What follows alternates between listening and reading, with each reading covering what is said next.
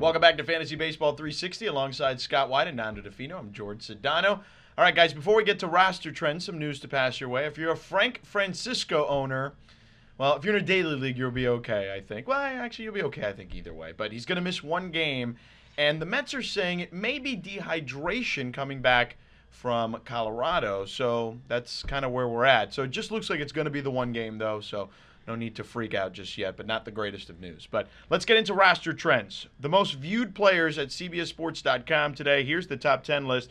All three guys that we're going to tackle here are on the top 10 list. It's funny. Number one on the list was Daniel Bard. And when we looked at the list, Nando's reaction is, why is Daniel Bard number one on the list? He was impressive, though, in his last start. And you know, he's got the top spot now because of it. Yeah, but usually it's someone who's got some kind of storyline going Philip on that that day. Made sense. Philip Umber makes sense. Yeah. Daniel Bard, and the more you think about it, I guess this is how I'm looking at it.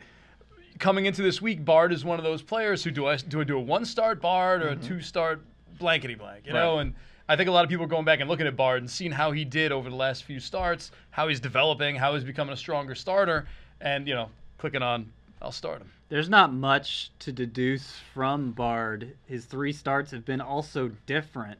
I'm glad he got the control back on track in this last start and went 7 innings despite throwing less than 100 pitches. I think he's back on the radar in mixed leagues when before we were talking about, I don't know if this is going to last. So that's encouraging. But, yeah, it's kind of surprising since nothing has changed with him overnight. Bard or Ubaldo Jimenez right now? I go Bard. I'd still go Jimenez. There's still that question for me. Is he going to hang on to this role forever with Bard? Okay, that's a fair question. Yeah. No doubt. Joe Saunders was number 4 on the most viewed players list.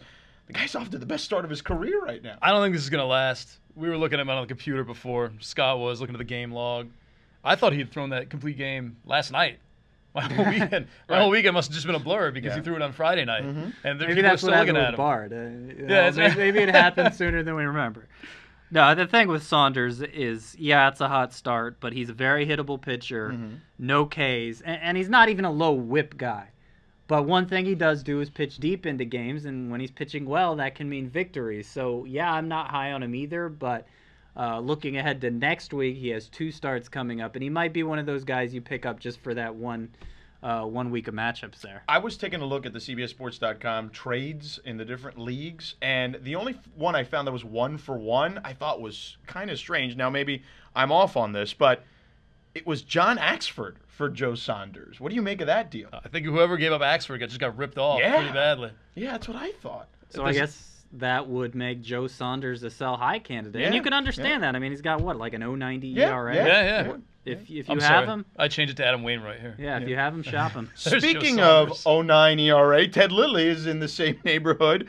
And his ERA had been climbing slowly for the last 3 years, but still very serviceable. But he's been fantastic thus far this year. I'm putting him in the category with Saunders, although not to the same degree. I think Saunders' ERA is going to be higher than Lilly by the end of the year. But yeah, I would agree with that.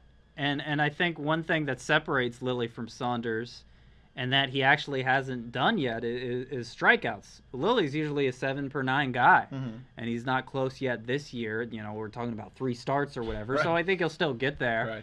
And you combine that with the consistently low whip because of his low walk rate, and the ERA is usually near 4, but there's a lot more to like here, I feel like, with Lilly than Saunders. Okay. I would trust Lilly.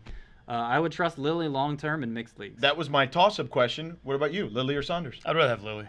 Okay. He just has a better track record. Easy enough. We move on to the most added players list, the top 10 here on CBSSports.com. We're going to tackle 2 guys on this top 10 list and one just outside the list. Tommy Milone, 3-1, a 2 ERA, coming off a shutout through 8 innings in his last start. That's into tonight's contest.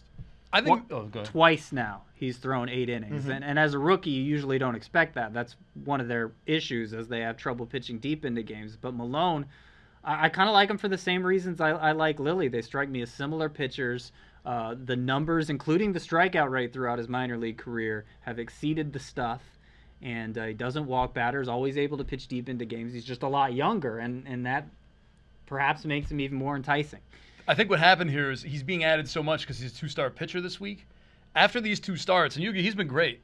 George, he's been a good pitcher this year. I think people are going to hold on to him. You see a lot of these guys get dropped after that 2-start week, and they cast him off for another 2-star pitcher. I think Malone's going to be retained by a lot of these teams. Malone or Miley? Malone. Malone. On to Chris Davis, who's number 10 on this most added list.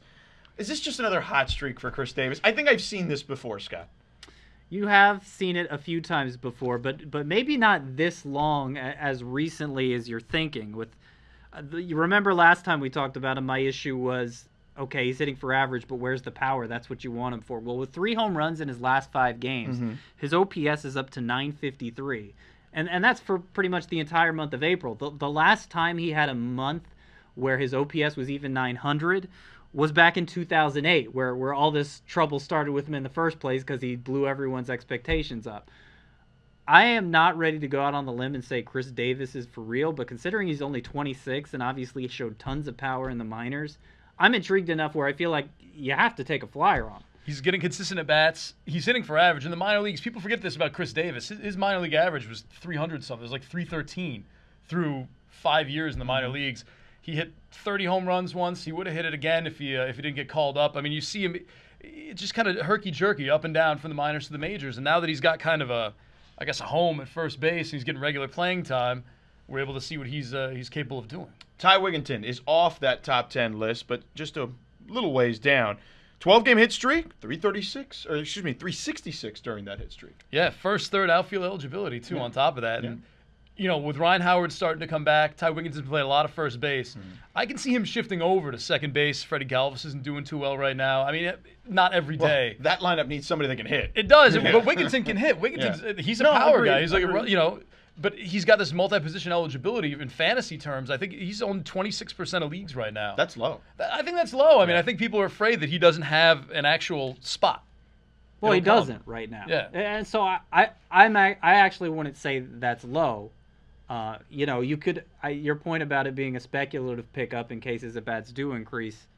Okay, I mean that makes sense. I just feel like I can't think on any of my teams where I'd be able to free up a roster spot for Wigginton before he actually does get full-time at-bats. To me, it's a little too speculative. Wigginton or Chipper Jones?